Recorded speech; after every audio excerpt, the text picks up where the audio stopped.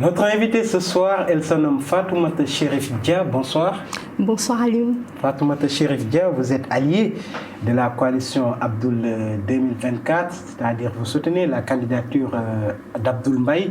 Alors, la semaine dernière, son parti, l'ACT, a fait sa cérémonie d'investiture à l'élection présidentielle de 2024. Apparemment, Abdoul Mbaye est prêt pour aller à cette échéance électorale? Tout à fait. Alors, avant de répondre à votre question, permettez-moi déjà de vous remercier de m'avoir invité sur le plateau sur votre plateau télé sous nos labels TV.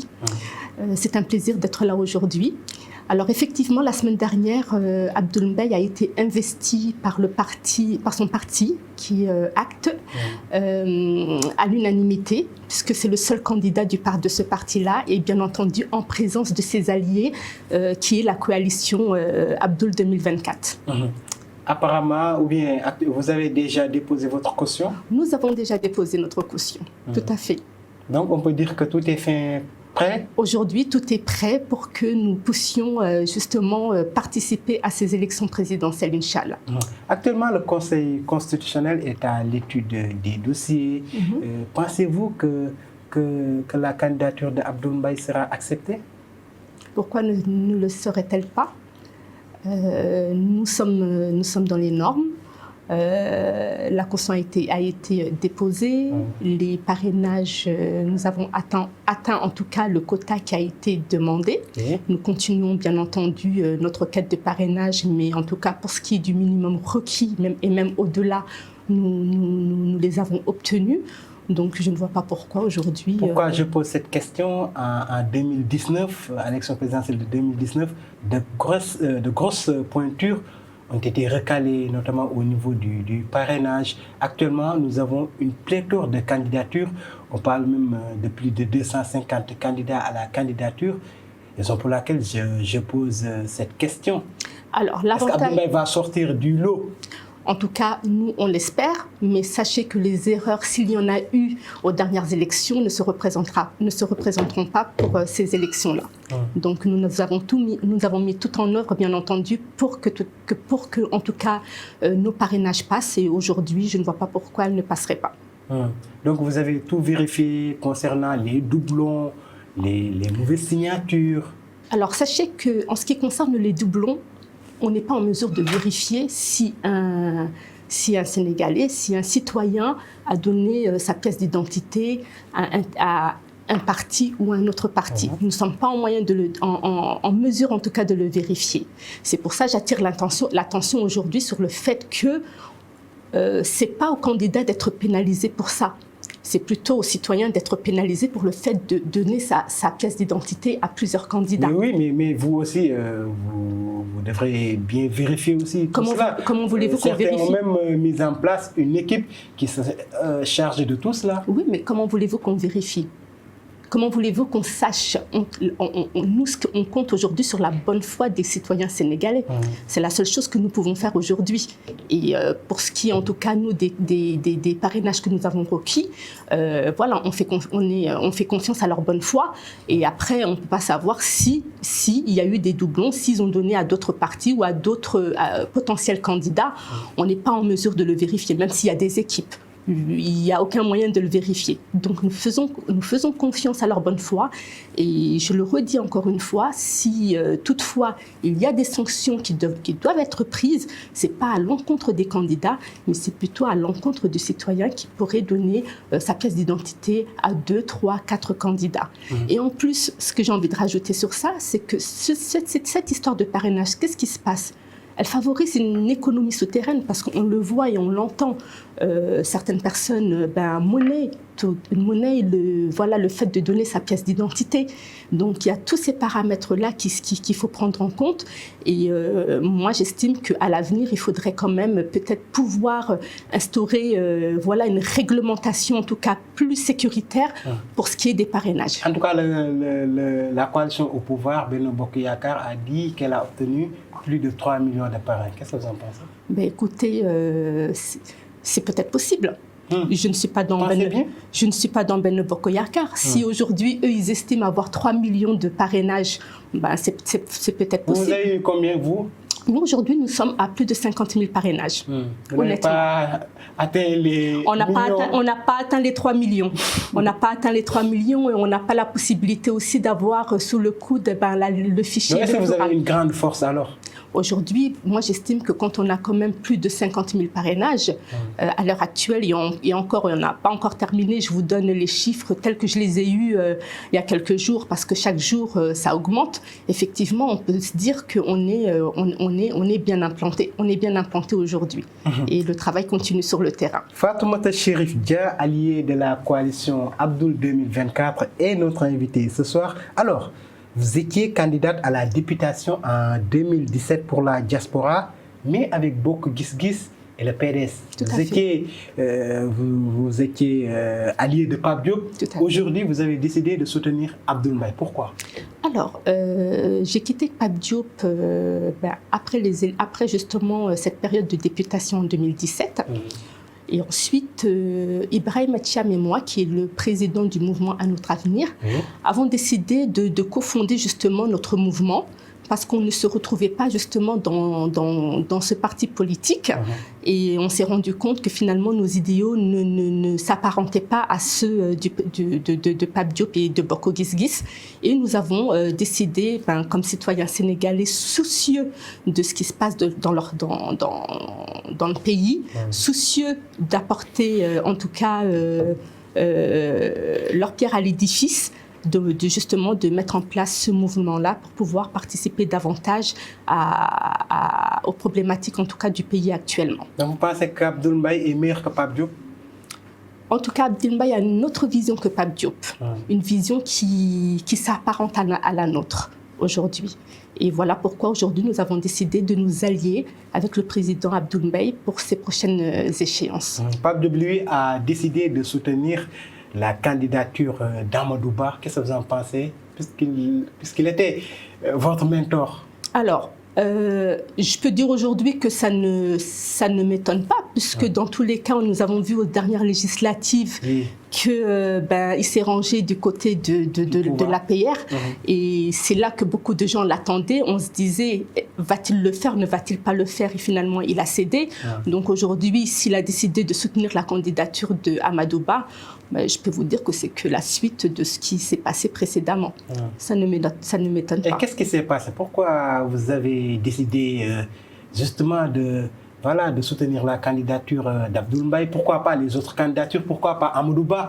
Pourquoi pas les autres? Pourquoi Abdoul Mbaye? Alors Abdoul Mbaye, pourquoi vous avez jeté votre dévolu sur Abdoul Mbaye? On a jeté notre dévolu sur Abdoul Mbaye parce que aujourd'hui, comme je vous ai dit, Abdoul Mbaye a une vision qui s'apparente à la nôtre. On s'est rendu compte qu'aujourd'hui, le Sénégal est gouverné par des politiciens. Et nous avons vu aussi que ça ne fonctionnait pas forcément. Abdoul Mbaye, à l'encontre des autres candidats, est un homme qui... on ne peut pas le définir comme un réel politicien. C'est un homme qui a travaillé déjà avant d'être un homme d'État. C'est un homme qui a travaillé toute sa vie. Un homme qu'on est venu chercher justement pour redresser par exemple des banques, pour faire un travail de fond dans ce pays et qui a accepté de le faire, qui a accepté de laisser son confort, qui a accepté de laisser son travail pour venir justement dans son propre pays et pouvoir apporter aussi ses compétences au sein du Sénégal. La preuve en est qu'il a redressé quand même 3 banques, ce qui est déjà pas mal aujourd'hui, ce qui est déjà une très bonne chose. C'est un travailleur. Vous dites tout à l'heure que c'est un technocrate. Oui, effectivement, c'est un ancien technocrate. Aujourd'hui, c'est un homme politique. Et aujourd'hui, il a décidé justement de faire de la politique. Pourquoi? C'est justement pour contribuer, pour ne plus être acteur, mais plutôt pour contribuer justement à l'émancipation de son pays. Voilà pourquoi aujourd'hui, le président Abdoul Mbaye a décidé de se lancer en politique. Et nous, on le rejoint aujourd'hui parce que on en a marre en fait de cette politique politicienne. Ce qu'il faut qu'on... Vous voulez du changement? Vous voulez du changement? Abdoul Mbaye est comptable de la gestion de ce régime. Il était le premier ministre de Macky Sall. Aujourd'hui, vous nous parlez de changement quand même. Fatoumata Chérif Dia. Ce qu'on comprend aujourd'hui, c'est qu'on a besoin d'un homme qui travaille, Oui. un homme qui a un bilan, et un bilan positif, un homme qui n'a pas passé toute sa vie à faire de la politique, parce que la politique n'est pas un métier, mais malheureusement, on en fait un métier ici au Sénégal aujourd'hui. Nous avons besoin de travailleurs, et d'ailleurs, c'est pour ça que nous avons, monté notre mouvement Un Autre Avenir. Nous avons besoin de gens qui sont compétents, qui ont de la matière. Maintenant, c'est aux Sénégalais de savoir qu'est-ce qu'il veut exactement. Quelqu'un qui promet monts et merveilles, nous allons faire ci, nous allons faire ça, et finalement, on n'en tire rien derrière. Ou quelqu'un qui a déjà montré dans son parcours qu'il a une forte expérience, et en plus, effectivement, vous dites qu'il est comptable du bilan de Macky Sall. Effectivement, il a été Premier ministre. Il a été son Premier ministre pendant 18 mois. Qu'est-ce qu'il a fait pendant 18 mois? Qu'est-ce qu'il a fait pendant 18 mois? Il a posé des actes. En partant, il a posé un bilan qu'il a noté. Vous pouvez me dire aujourd'hui, quel ministre donne un bilan de ce qu'il a fait depuis qu'il est rentré au pouvoir aujourd'hui? On les voit défiler, mais personne n'a aujourd'hui montré un bilan. Abdoul Mbaye a montré un bilan. Là où il a commencé, qu'est-ce qu'il a fait et comment il a laissé le pays. Après ça, il a été encore plus loin. Il a mis en place un club de réflexion, justement pour travailler sur les différentes thématiques de ce pays et pour pouvoir réfléchir dessus. Des choses, des réflexions qu'il a soumises au président de la République. Maintenant, reste à savoir est-ce qu'ils ont été élus ou pas, mais en tout cas, ce travail de fond a été fait et c'est de là que justement son parti politique est né, ça par rapport à ses réflexions. C'est-à-dire qu'il ne s'est pas levé un matin et il s'est dit « oui, je vais monter mon parti politique ». Non, c'est quelque chose qui a été mûrement réfléchi, c'est quelque chose qui a été mûrement travaillé. Et aujourd'hui, voilà, c'est quelqu'un qui connaît les sujets du Sénégal et qui a peut-être certaines solutions, en tout cas qui a des solutions à soumettre aujourd'hui aux Sénégalais. Fatoumata Chérif Dia, allié de la coalition Abdoul 2024, est notre invité ce soir. Alors, votre candidat Abdoul Mbaye a décidé de faire un seul mandat de transition, un mandat de 5 ans. Est-ce que ce n'est pas de la chimère quand même? Alors, il y a deux raisons à ça. Je vais vous donner la première, mais c'est pas la raison primordiale, mais en tout cas, elle fait partie des raisons. Aujourd'hui, Abdoul Mbaye a 70 ans. Notre constitution ne nous permet plus de nous présenter au-delà de 75 ans. Donc, mais il peut modifier la constitution. Hein. Donc, ça se fait dans certains pays en Afrique. Donc, au-delà de ça, Abdoul Mbaye ne pourra pas se présenter. La deuxième raison pour laquelle Abdoul Mbaye souhaite faire un mandat unique, c'est pour justement ces raisons que vous évoquez. Le tripatouillage de notre constitution. Et oui, parce qu'on voit que toutes ces dernières années, notre constitution a été bafouée, tripatouillée. Allez, on change cette ligne, on va mettre une virgule par là, etc. etc. Ça ne peut plus être possible. Qu'est-ce qu'Abdoul Mbaye compte faire quand il sera président de la République? Déjà, c'est de diminuer le pouvoir du président de la République et de mettre les gens qu'il faut à la place qu'il faut, servir et non plus se servir. La deuxième chose qu'il compte faire en place, c'est de donner plus de pouvoir aux députés afin que ces derniers aient un droit de regard sur les activités du président et aussi des ministres. Qu'est-ce qu'il compte faire aussi? C'est de mettre des personnes compétentes dans les postes administratifs pour que le pays puisse en tout cas rebondir sur les bonnes rails. Il compte également rendre la justice totalement, j'ai bien dit totalement indépendante. Est-ce qu'il peut faire tout cela en 5 ans quand même? Il peut le faire en 5 ans, puisque de toute façon, aujourd'hui, il s'agit comme je vous ai dit, il s'agit de la Constitution. C'est pas un travail c'est un travail qui est déjà réfléchi, sur lequel aujourd'hui, c'est un travail qui est réfléchi. Il a aujourd'hui, en tout cas, une très grande réflexion sur les différents sujets aujourd'hui du Sénégal. Donc effectivement, en 5 ans, il pourra le faire. Il a fait des choses en 18 mois que personne n'a fait en 18 mois. En augmentant le pouvoir d'achat des Sénégalais, par exemple. C'est-à-dire en baissant le coût des denrées alimentaires. Et ça, il l'a fait en 18 mois. Et on peut tous le constater, les preuves sont là, un bilan a été effectué. Au niveau de la diaspora, il a permis aux immigrés de pouvoir revenir au pays à moindre coût en baissant les tarifs, en baissant les prix des billets d'avion et tant d'autres choses. Donc oui, effectivement, en 5 ans, en tout cas pour ce qui est de la Constitution, des points que je viens d'aborder, ça sera totalement faisable. Et justement, vous évoquez tantôt la diaspora. Votre fief, c'est Mantes-la-Jolie. Tout à fait. Quel rôle avez-vous joué, ou bien quel rôle jouez-vous là-bas actuellement pour la candidature d'Abdoul Mbaye, pour qu'il soit élu en 2024? Alors, mon rôle aujourd'hui, comme je vous ai dit, nous, on est alliés de la coalition Abdoul 2024. Je suis vice-présidente du mouvement Un autre avenir, c'est-à-dire que nous avons notre base politique en France et notamment à Mantes-la-Jolie avec des militants qui participent activement en tout cas à la collecte des parrainages, à la sensibilisation des gens, qui aujourd'hui, pour la plupart, sont beaucoup frustrés, en tout cas de l'APR ou de la coalition Benno Bokk Yakaar. Donc j'ai envie de dire qu'aujourd'hui, le champ est vaste et qu'on peut, en tout cas, on est sur le terrain et on fait notre travail de masse. On dit souvent que la diaspora, elle est hostile. Il y a souvent des remous au niveau de la diaspora. Pourquoi? Qu'est-ce que vous entendez par hostile? Bon, récemment, on a vu des saccages de certains consulats, représentations diplomatiques du Sénégal dans certains pays. Ben, vous savez, ce qui se passe ici au Sénégal, c'est le reflet de ce qui... Enfin, ce qui se passe en France, c'est le reflet de ce qui se passe au Sénégal. On assiste à des saccages ici, à des gens mécontents, à des manifestations. Ce sont des Sénégalais mécontents.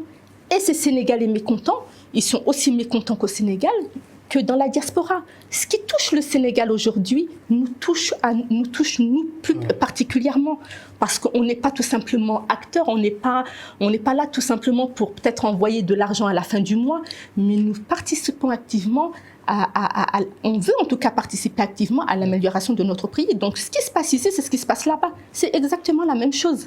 Donc actuellement, vous menez à bien votre rôle au niveau de Mantes-la-Jolie pour qu'Abdoul Mbaye soit élu en 2024? En tout cas, c'est ce qu'on fait.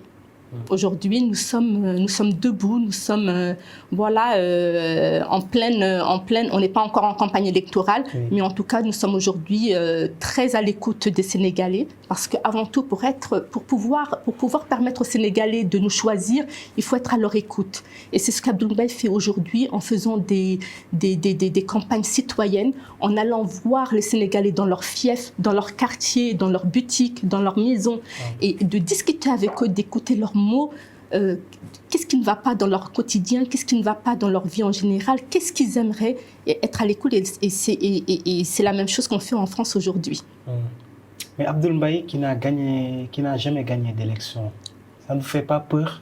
Ben, vous savez, moi je pars du principe, on ne s'allie pas avec quelqu'un parce qu'il va gagner ou parce qu'il va perdre. On s'allie avec quelqu'un parce qu'on est convaincu, parce qu'on croit en la personne, parce qu'on a la même vision.